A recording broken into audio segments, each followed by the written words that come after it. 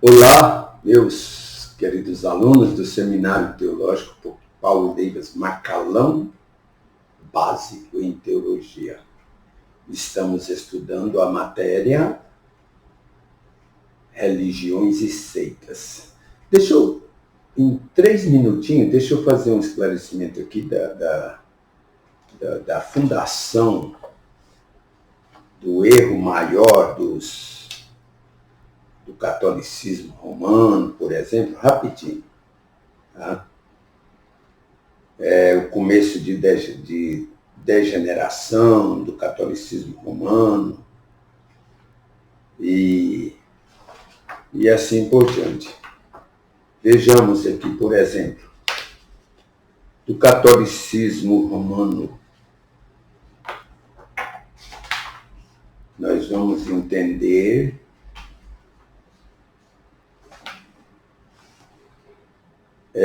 eu li um lugar aqui, eu estou com o livro da ETAD agora, ele fornece mais algumas coisas, alguns dados mais precisos para nós. Mas nós vamos entender que desde o ano, olha só, alunos, importante isso aqui, hein? Desde o ano 133 a.C., até o ano 376 da nossa era, antes e depois de Cristo. 133 antes de Cristo, 376 depois de Cristo. Os imperadores romanos, que foi exatamente a época em que surgiu o Império Romano, como Império Mundial, os imperadores romanos ocuparam o posto e o título de sumo pontifício da ordem babilônica. Está vendo de onde é a origem do catolicismo romano? Vocês sabiam que eles pegaram todos as práticas babilônicas e inseriram para si. Por isso que Apocalipse fala bem claro sobre o catolicismo, chamando-o de Babilônia. Tá?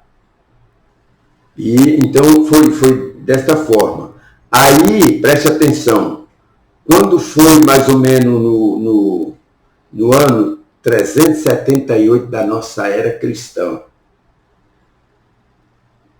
Damaso, o bispo da igreja em Roma, foi nomeado para esse cargo no ano 378. Aí o imperador, um dos imperadores, não quis mais ser Graciano, se negou a ser esse pontifício. Ele preferia ficar só com o cargo político e não religioso. Aí então Damaso assumiu essa posição de sacerdote, de onde vem até a abertura para a ordem de sacerdotes da Igreja Católica e o Supremo Pontifício, que é o Papa. Ok? Então é bom esclarecer. Então nós não temos assim a data mais precisa da fundação deles, é 370, 376, 378, né? Isso, 378, depois de Cristo. Ok.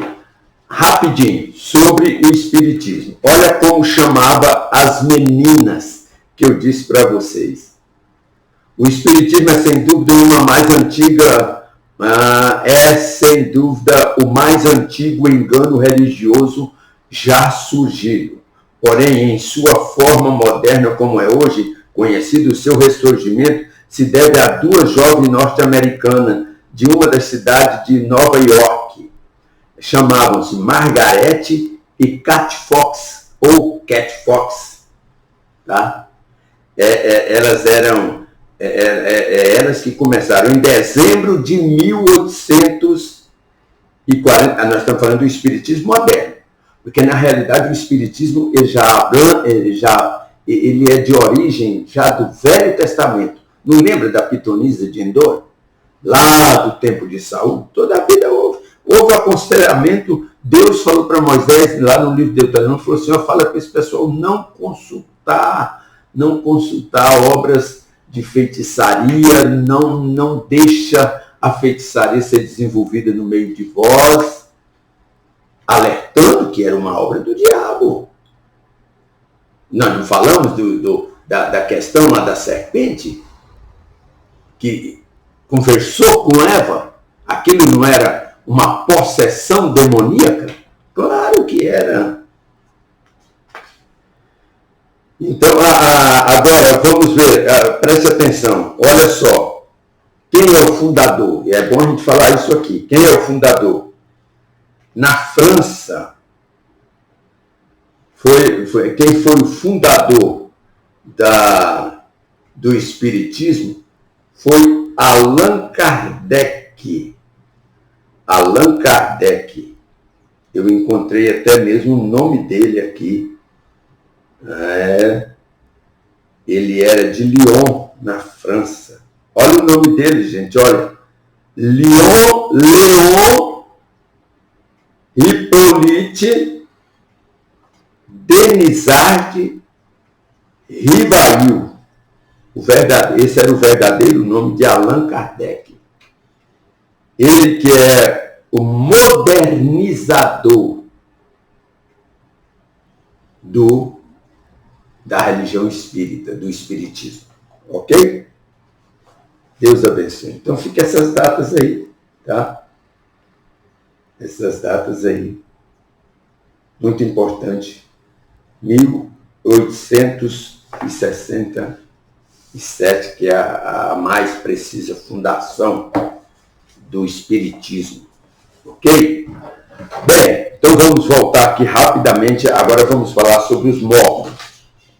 Vamos falar sobre o movimento, a religião chamada Mórmons. Os Mórmons. Como surgiu os Mórmons? Preste atenção. A Igreja dos Santos de Jesus Cristo nos últimos dias é o título das igrejas dos Mórmons, ou conhecida Igreja dos Santos de Jesus Cristo dos últimos dias. Mais precisamente conhecida como os Mórmons. Como são chamados? Eles são chamados com esse nome Mórmons. Foi organizada por Joseph Smith em 1830 no estado de Nova York, ou seja, nos Estados Unidos das Américas, que conseguiu convencer algumas pessoas sobre a fantástica história das visões, revelações e encontros com o anjo Moroni. Joseph Smith dizia ter encontro com o anjo Moroni. Vamos ver mais alguma coisinha. Jesus diz, acautelai-vos de que ninguém vos engane. Cuidado. Tem muita gente que fica dando credibilidade a anjos, a outros arcanjos. Ô pastor, uma pessoa vem me falar, eu vi nos livros apócrifos o arcanjo Rafael. Eu falei, eu não vejo na Bíblia, não. Na Bíblia eu só vejo um arcanjo. E se eu vejo só um arcanjo, então, preste atenção. Se eu vejo só um arcanjo na Bíblia, eu fico só com esse arcanjo que está na Bíblia, que se chama Miguel. Gabriel, anjo das boas novas. Ok. Então nós vamos entender que precisamos ter esses cuidados. Muita gente das igrejas evangélicas, tradicionais ou pentecostais, mas eu estou sendo mais preciso, os pentecostais, da nossa denominação, das Assembleias de Deus. A Assembleia de Deus, ela se divide em duas colunas principais. Missão, porque veio da Suécia, através do missionário Daniel Bergman Navini, e depois ela se estendeu, foi evangelizar o Rio de Janeiro, e lá no Rio de Janeiro foi fundada a primeira igreja, foi construída a primeira igreja, no bairro de Madureira. saudoso Paulo Leivas Macalão, pastor Paulo Leivas Macalão. Depois ele criou a sua convenção até ele desvencilhar da CGADB, que é o órgão que fala supervisionamento das Assembleias de Deus da Missão. Mas hoje o órgão de supervisionamento das Assembleias de Deus do Ministério de Madureira se chama CONAMAD. Ok? Bem, então vamos lá. Aí nós vamos então entender os missionários mormons, acho isso aqui importante, que são os adeptos que evangelizam. Os missionários mormons, aparentemente simpático e trabalha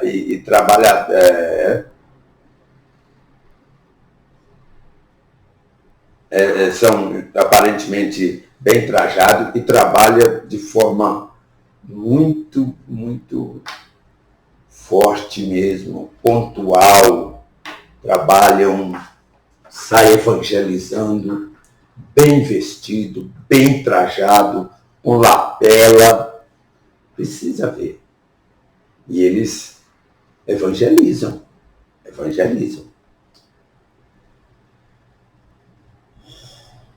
Mas diz aqui que são verdadeiros lobos que arrebatam, ou seja, vestidos de ovelha. A Igreja de Jesus Cristo dos Santos dos Últimos Dias é o maior grupo, adota a poligamia e tem sua sede em maior grupo, tá? E tem a sua sede no estado de Utah, em Leipzig, Salt Lake City, onde seu fundador, Joseph Smith, teve 27 esposas. Eles adotam a poligamia, eles acham que isso não é pecado, não. Igreja Reorganizada de Jesus Cristo dos Santos dos Últimos Dias tem o mesmo corpo doutrinário, apenas discordando da poligamia, e tem a liderança de Brigham Young, nome em inglês aqui, meio complicado de falar, de pronunciar, para mim que mastigo português. Preste atenção. E por causa disso houve várias divisões, por causa dessa questão da poligamia. Houve várias divisões, porque tem aquele grupo mais severo, mais tradicional, e eles não adotavam isso, certo? Igreja de Jesus Cristo dos Santos dos Últimos Dias tem esse nome porque segue a liderança de estranho. Estranho, e se recua a seguir a de Young. Foi só dividindo. Que isso é muito comum no seio dessas igrejas que vão se dividindo e vão levantando outras, Porque, afinal de contas, parece que em cima disso cresce uma fome de liderança, de poder, de não ser sujeito a ninguém. E aí já começa a criar coisas que a Bíblia não está dizendo, defender coisas que a Bíblia está dizendo de forma correta e eles estão fazendo de forma errada. Esse é o problema sério. Mas vamos ver aqui o que João disse, a questão que essas religiões, a maioria delas, você sabe o que elas fazem? Elas não creem na Trindade Celestial, numa das pessoas da Trindade. Algumas não creem no Espírito Santo, ou entendem de uma outra forma a ação do Espírito Santo. Outras não creem em Jesus Cristo como Filho de Deus. O Espiritismo mesmo não crê em Cristo como Filho de Deus. Outras não creem na pessoa do Pai, Deus Pai, como Criador e tal. Então, quando você passa essas religiões nessa peneira chamada Trindade, é o ponto mais de você encontrar os erros que elas adotam, torcendo textos da Bíblia, às vezes através de versículos isolados. Eles têm um determinado conceito sobre criação: tudo que existe, seja visível ou invisível, é eterno e sempre existiu e tal. Mas o homem é elevado ao nível de Deus e Deus rebaixa ao nível do homem. O pecado é uma realidade que contribui para impedir o retardar e desenvolvimento do homem. Eles acreditam dessa forma no pecado. Aí são várias coisas. Sobre a Bíblia. A Bíblia, seu livro maior, é o livro dos Mormons. Não é só esses 66 da nossa Bíblia, João Ferreira de Almeida. Não. Isso aqui, não. João Ferreira de Almeida veio mais posterior. Mas vamos dizer assim, que os livros que foram aprovados pelo cânon sagrado, tanto do Velho Testamento, quando aprovou 39 livros, quanto do Novo Testamento, quando aprovou o Velho Testamento, foi o chamado cânon do Velho Testamento, uma comissão de 70 pessoas que organizaram isso aí. E eles aprovaram 39, porque veio outros escritos. Possivelmente o livro de Enoque veio, possivelmente tantos outros livros que a gente vê da história, livro de Gade, livro de outros profetas, mas não passaram no crivo. Não houve harmonia total, 100% de harmonia. Então não passaram no cânon sagrado.